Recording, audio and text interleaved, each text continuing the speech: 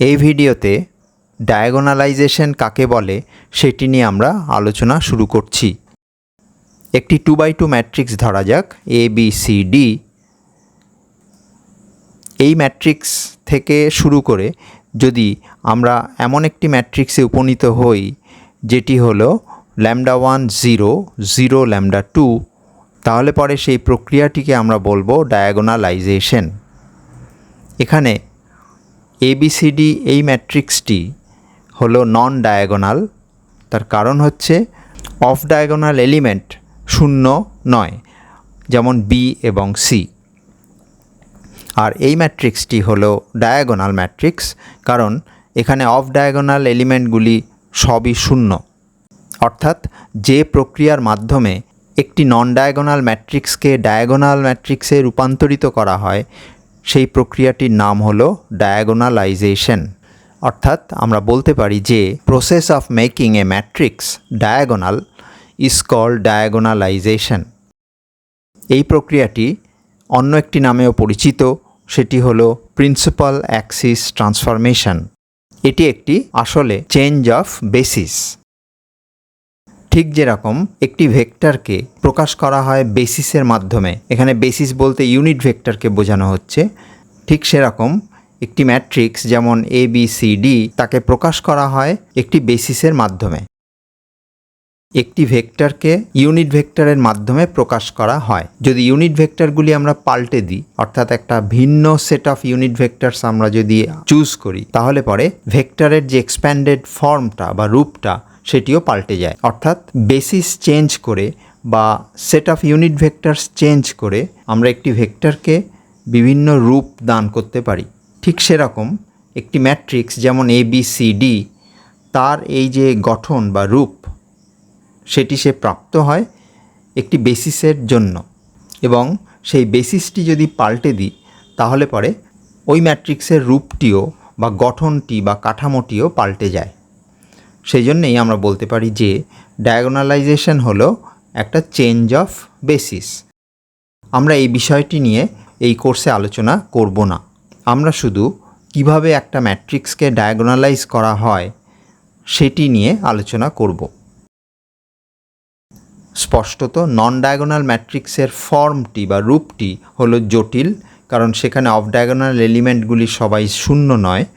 আর diagonal ম্যাট্রিক্সের চেহারা বা কাঠামো খুব সিম্পল, কারণ শুধুমাত্র ডায়াগোনাল বরাবরই এলিমেন্টগুলি বসে রয়েছে।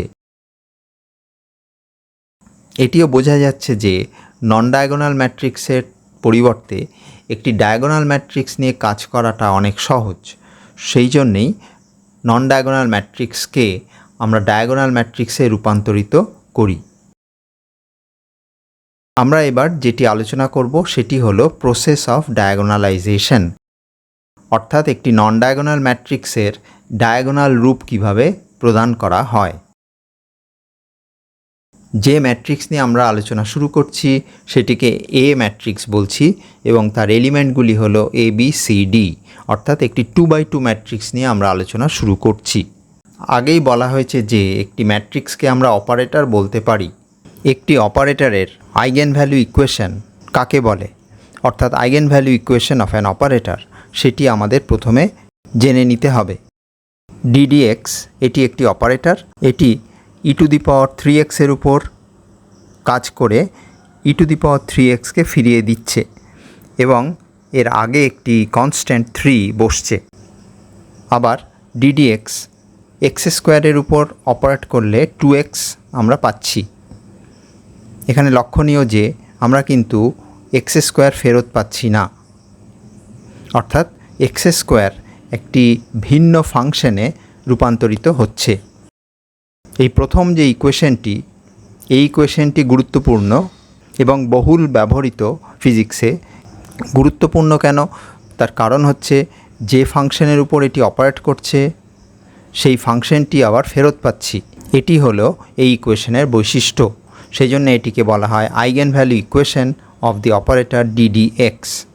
এখানে e⁻3x অর্থাৎ যে ফাংশনটির উপর অপারেট করা হচ্ছে সেই ফাংশনটিকে বলা হয় আইগেন ফাংশন, এবং ফাংশনটি যখন আমরা ফেরত পাচ্ছি তার আগে যে কনস্ট্যান্টটি গুণ হিসাবে বসছে সেই কনস্ট্যান্টটিকে বলা হয় আইগেন ভ্যালু।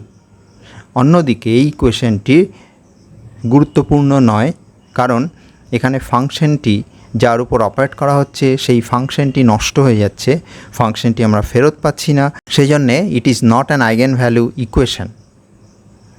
এবার আমরা একটা জেনারেল অপারেটর এ এর জন্য আইগেন ভ্যালু ইকুয়েশন লিখছি, অর্থাৎ আইগেন ভ্যালু ইকুয়েশন অফ এ সেটি হবে এই রকম: এ অপারেটিং অন সাই, সেটি দিচ্ছে ল্যামডা ইন্টু সাই। এখন বাঁ দিকে এ হলো একটি অপারেটর আর ডান দিকে ল্যামডা হলো একটি সংখ্যা, আর দুদিকেই সাই আছে, সুতরাং বোঝাই যাচ্ছে যে ওখানে একটা ইউনিট ম্যাট্রিক্স রয়েছে যাতে করে দুদিকটি সমান হয়। অতএব আমরা লিখব ল্যামডা আই সাই।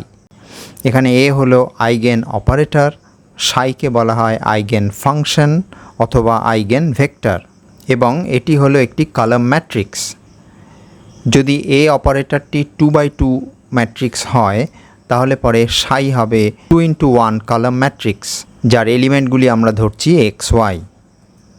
এখানে ল্যামডা হলো আইগেন ভ্যালু অফ এ, অর্থাৎ অপারেটর এ সাই আইগেন ফাংশনের উপর ক্রিয়া করবে এবং সেই আইগেন ফাংশনটিকেই ফিরিয়ে দেবে এবং একটা আইগেন ভ্যালু ল্যামডা জেনারেট করবে, তৈরি করবে।